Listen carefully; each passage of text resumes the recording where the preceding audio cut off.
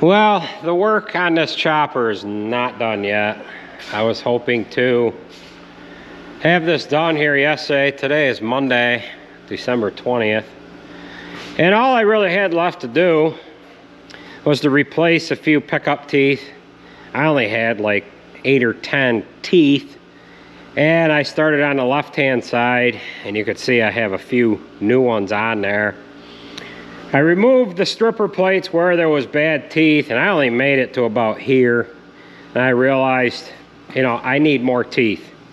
So I got two options. One, I can wait till Monday until I can get some teeth from one of the dealerships. Or we can put it away and put the teeth on it when we go to get the chopper out in the springtime. Well, just as well as I do, it's not too good of an idea to not have a piece of equipment ready because, well, as much of a procrastinator as I am, we're going to be chasing our tail here this spring, early summer, and we're just not going to have time to get this done. So I continued down through the head here, removing stripper plates. I said, well, I'll have to wait till tomorrow. I'll get some teeth, we'll throw it on there. Maybe I could have this done by late afternoon. Then the roads would be dry, get it put away, and we could start on the next project. However, when I took the center stripper plates off, I had noticed that we had a bearing here on this one tooth bar that was starting to go to hell here. So I said, well, that's not good. This head has had 4 seasons on it. I was actually hoping to get another year out of it and then go through and completely rebuild it, replace end bearings, cam followers, all that stuff. But we are into it right now. So what I ended up doing is I removed all the stripper plates because these bar sections have to come out.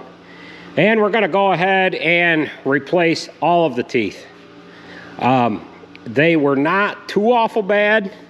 We had some that had the sides wore down, but there is maybe 3/8 of an inch wore off of them, not much, and it would have been maybe a nice job to do between first and second cutting. All right, so we have everything apart here on this left-hand side. We've got the 4 tooth bars off. We have the bearings knocked out of this end here, and we knocked both roll pins out, and we have pulled this center shaft assembly off of there. I've just got it hanging from the straps. I can let that down on the floor. I ended up putting a 3/8 bolt in here because there's a stub shaft here, and I don't want this to fall off before I get everything disassembled on it. I don't know. It might be easier to have this over on the bench, but I think that as long as it's kind of mounted right in place, it was fairly easy to get this side here disassembled, the left side that is. So we're gonna go ahead and do the same thing to this right hand side, but before we do that, one of the skid steers has a broken drive chain on it. So we're going to go ahead and bring that inside the shop here with the telehandler. Be a little easier working on it inside here rather than working on it outside. They had a flat tire on the other Kubota yesterday that we changed out, and now we got a broken drive chain on the other one. So let's go ahead and go over and get that skid steer. It's just across the road, and we'll carry it inside here and get it fixed.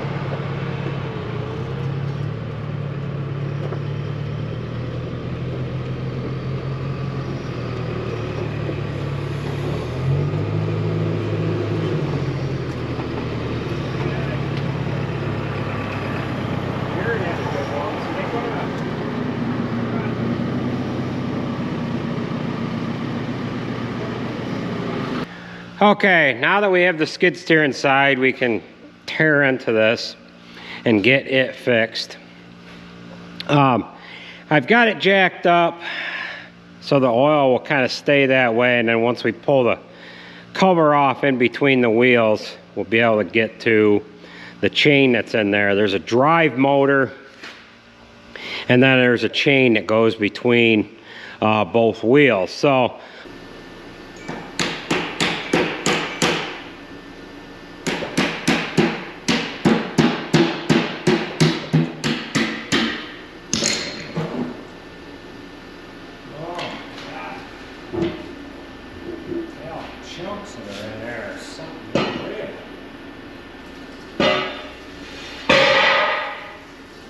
this one has the driver in the middle. Then we've got a chain that goes to the back wheel, and then a separate chain that goes to the front. So we're going to have to remove this wheel because this hub assembly is going to be the chain tensioner. And you can see that oil has got a little bit of a gold tint to it, and that's going to be from the metal filings that are in that oil from the chain coming apart, I guess. Either that or the chain is just wore. I got an idea the master link came out. So we're going to remove this tire, get the bolts all loosened up that go into that hub assembly, because that's on a groove, and what that'll be is the adjustment for this rear wheel assembly here. Alright, so we have the wheel removed, and I went ahead and loosened up all these studs here. And what that is going to allow us to do is it's going to allow us to move this wheel assembly forward.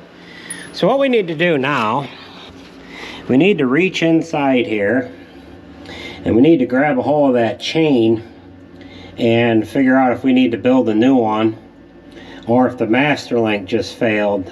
Sometimes the master link just falls out, and you can go ahead and just put a new master on it and put it back together.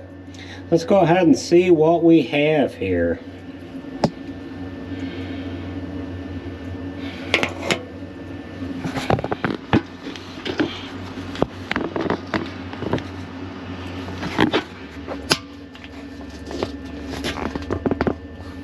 We'll reach inside here. Alright, so the chain is broke.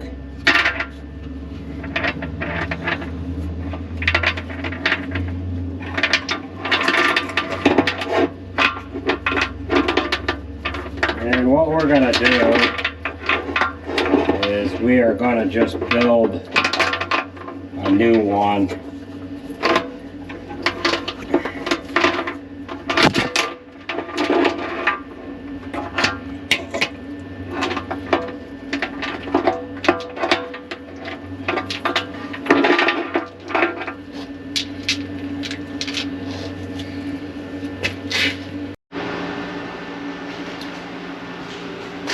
Alright, so we have the chain removed. I have it laying on the floor over here.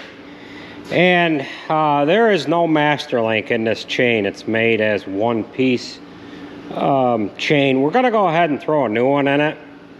I don't know why that would have broke the way it did, but we might run the chance of breaking it again.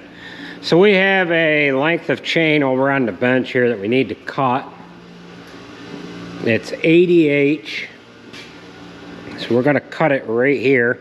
We got to pop this link out, and I've got a tool laying here somewhere, right here.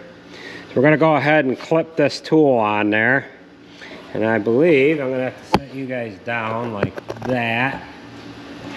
We're going to turn this center up out of here. What there is a pin that is going to push down through this link, and it's going to drive the main pin out. This tool will do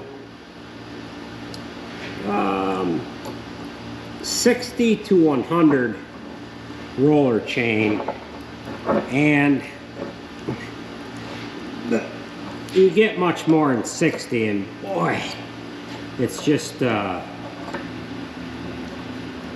the way, we lost the handle that goes to it, so we're using a punch,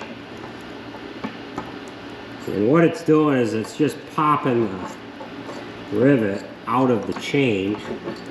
And sometimes with this larger chain, you have to pop the rivet not only on both sides, or yeah, both sides. Sometimes you got to punch it the other way too, but you have to take the pin, or drive the pin, that is, out of the other side of the link. I don't know if I'm down to the bottom yet or not.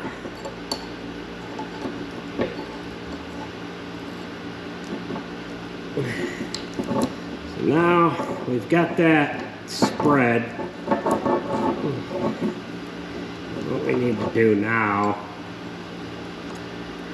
is pop this pin on the other side of this link here, just because it's not wanting to completely separate itself because of the two halves and how they're put together here. There we go. And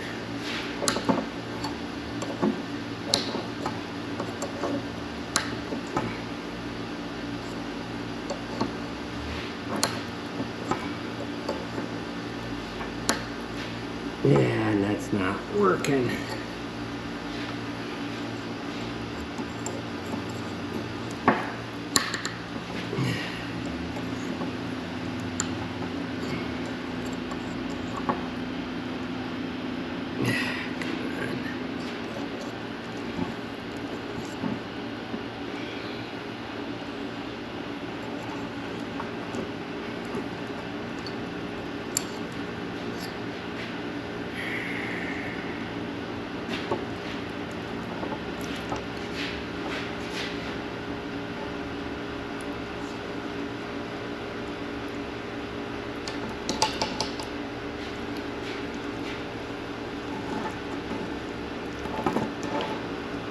Oh, piece of shit.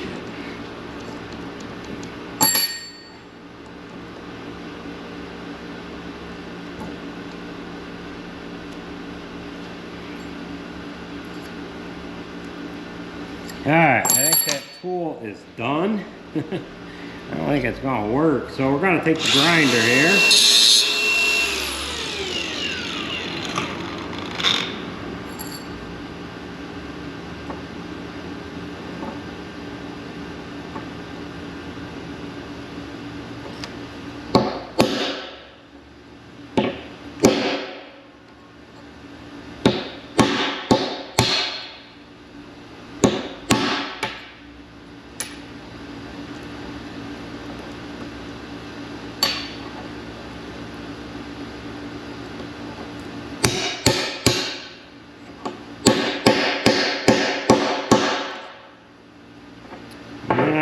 That's out. Now we need to do the same thing to this side here.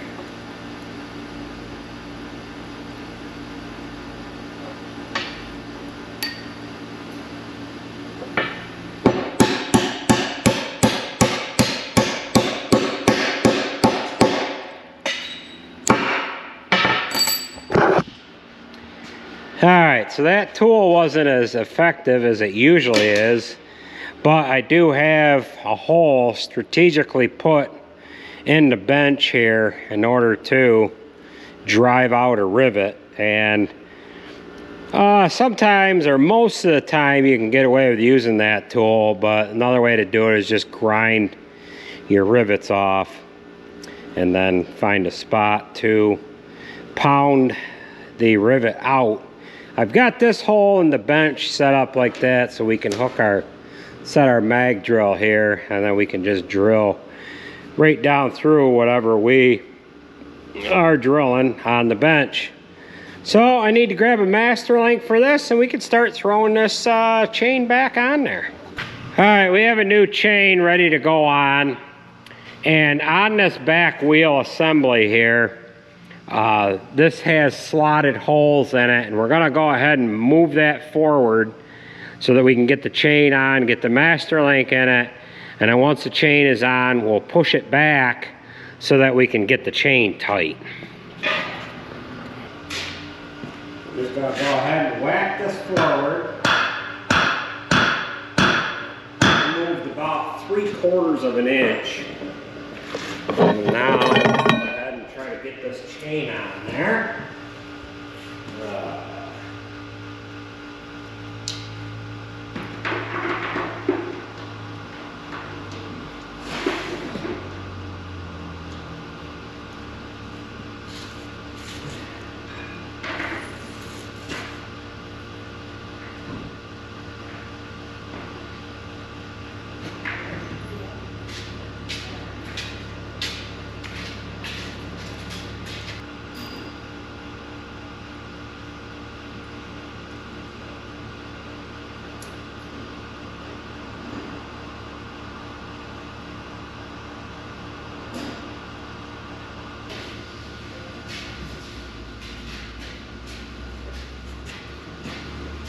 Okay, so we've got the chain on there. Now what I'm gonna do is I'm just gonna tighten up a couple of these bolts a little bit so that I can whack this wheel assembly back with a hammer to get some tension on this chain.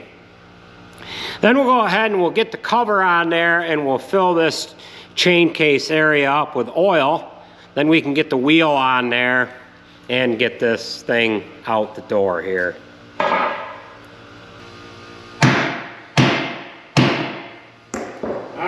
That chain is tight enough. Now we'll go ahead and just torque these bolts down. Tighten them up.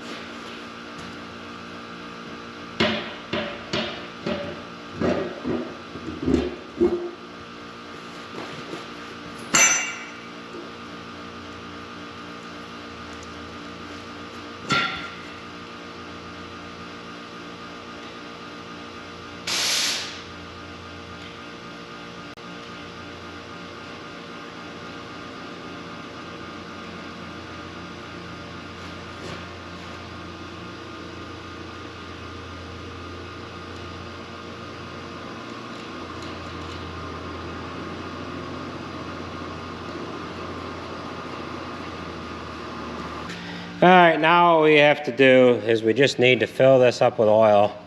So this is the fill plug hole here, and then you're supposed to fill it up to this hole here, but that's an excessive amount of oil. So we'll do our best. We'll go ahead and start pumping some oil in there, and then we can get this wheel on and get this pulled out of here.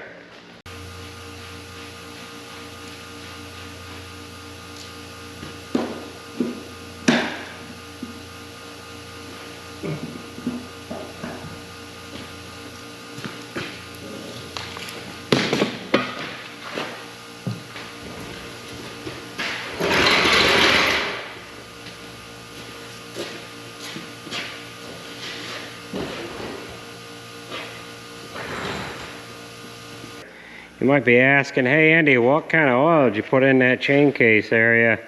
Well, I put engine oil in there.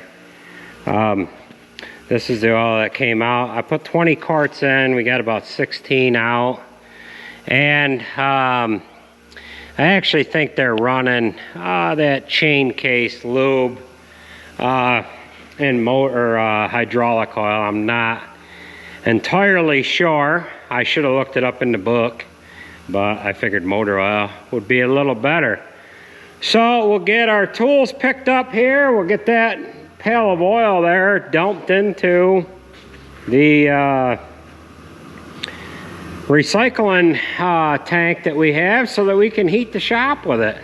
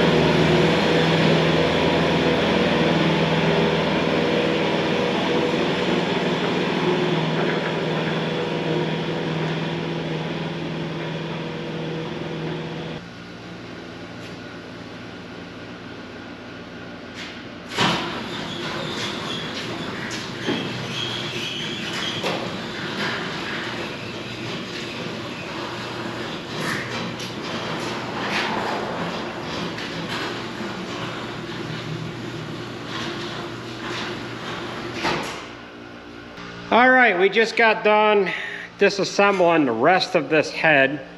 I ended up doing the right-hand side a little differently than I did the left. I ended up working on it down on the floor here. We lack 8 bearings. Some of the parts were dropped off here today, and we're due to get the rest of the bearings here tomorrow.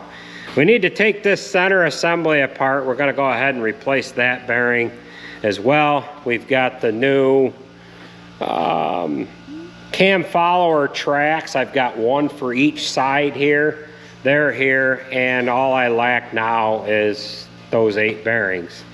Andrew's hauling box stall manure. He ended up taking a camera from me a little bit ago, and I got thinking, you know, why don't we jump in the pickup and we'll check on the manure crews. They are hauling liquid manure to 2 different locations, and Andrew is hauling box stall manure. So we'll run down and check on these guys here, and we'll just kind of fill you in on what is going on here. Alright, so I'm here in the field with the Pro Push 2044, Hydro Push, whatever you want to call it. I think it's 2044. We got the 8110, and I was loading with the 541 telehandler. So I'm going to show you how this kind of runs. So I've already got the tailgate up. We've got that on number 1. So, and then the ram, we've got that on 3. So I'm going to turn the PTO on first. And then I'm going to rev this up to about 1800 RPM. So I'm going to shift it down to 4th gear. I'm going to stay put until it starts to spread out of the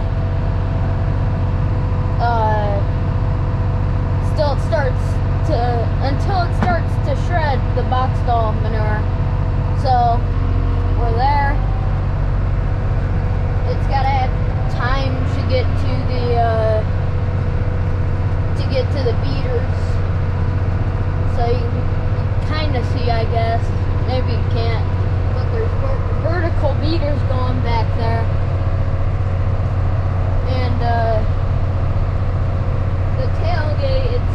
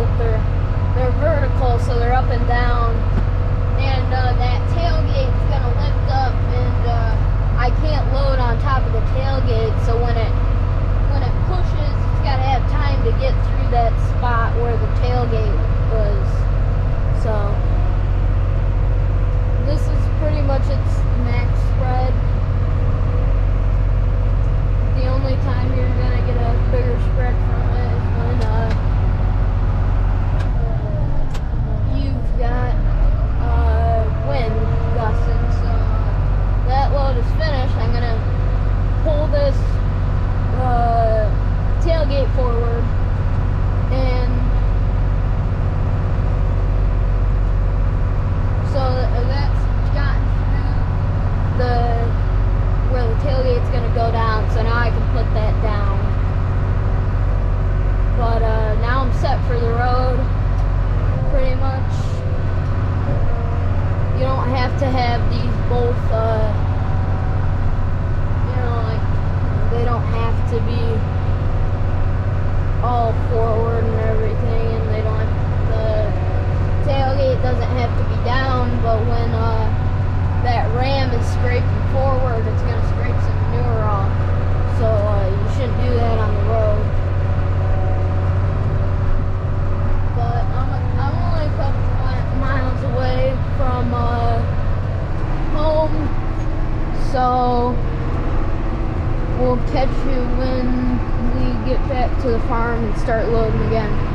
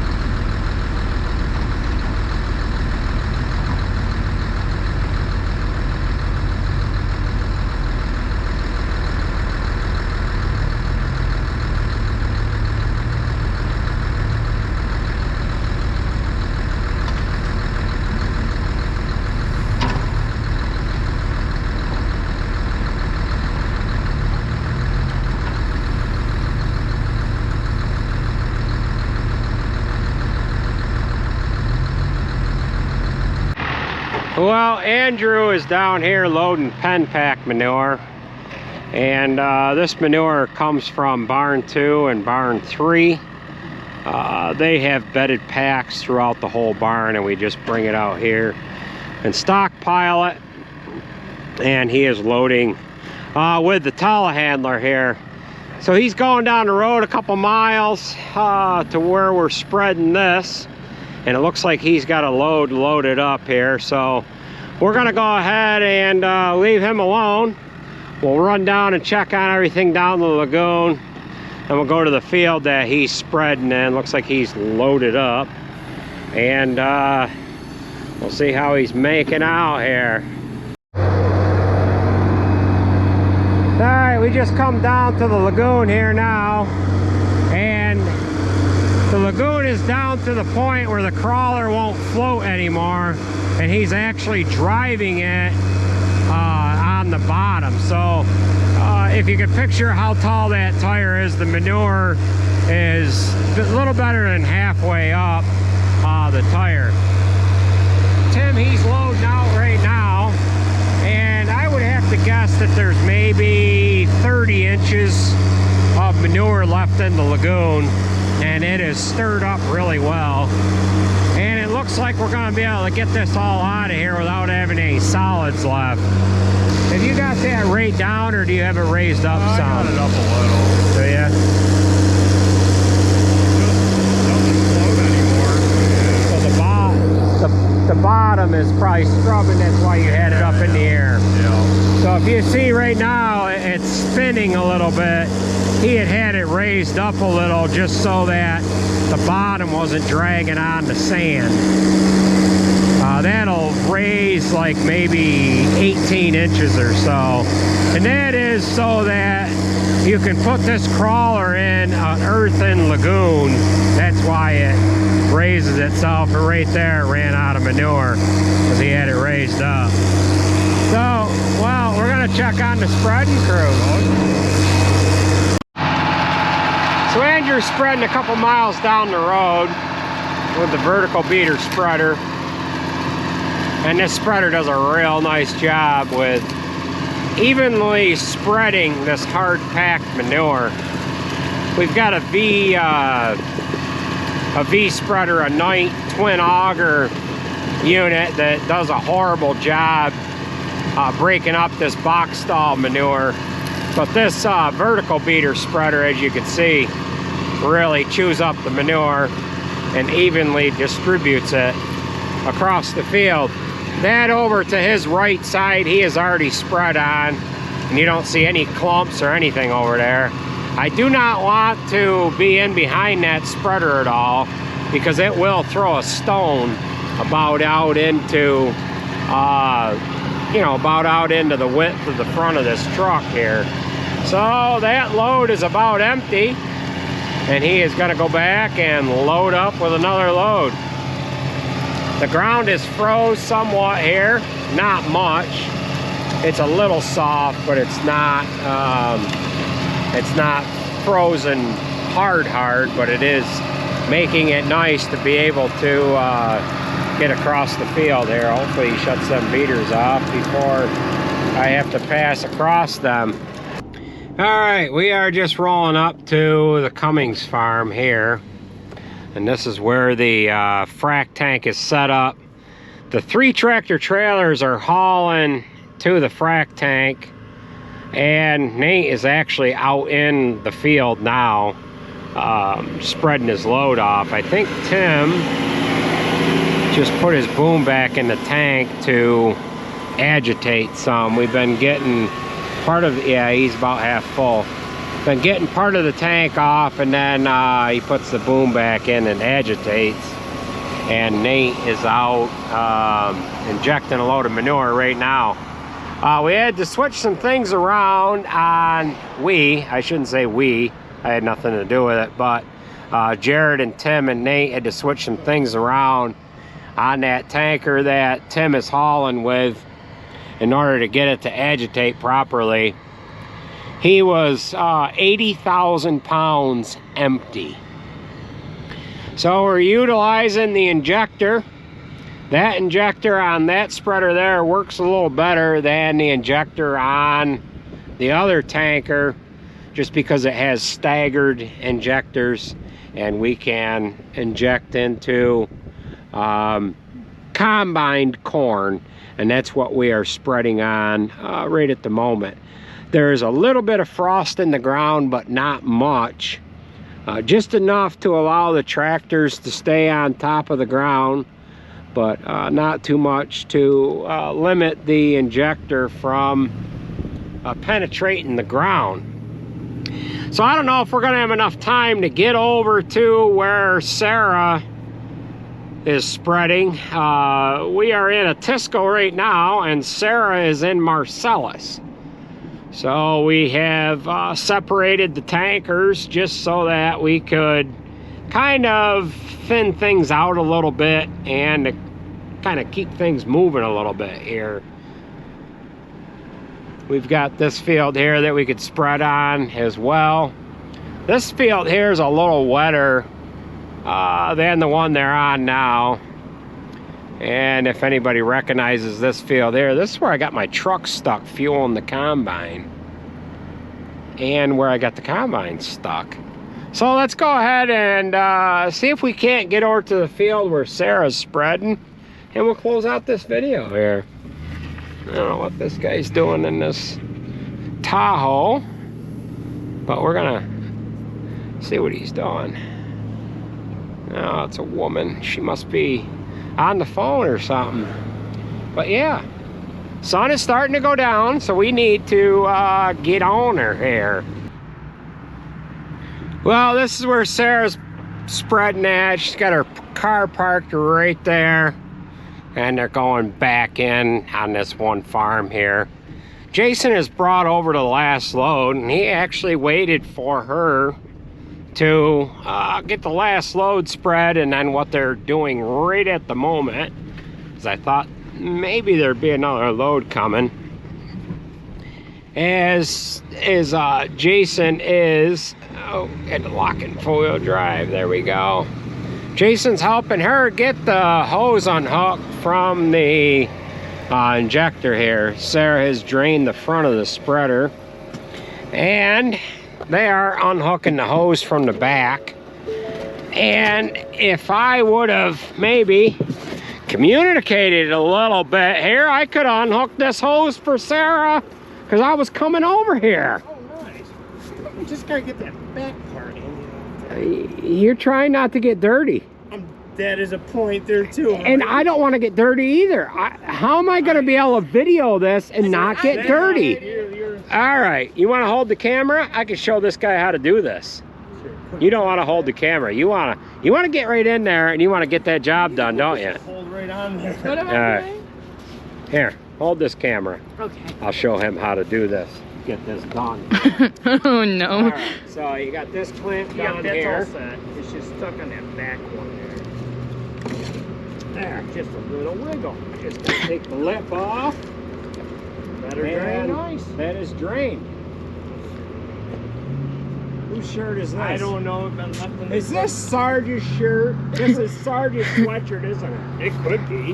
The Sarge and Jason are hauling manure over here, so we're just gonna wipe our hands on Sarge's shirt. I don't know whose this is. Carhartt, I don't know. But you know, It's I mean, washable. it washes. Yeah. Manure washes, you know?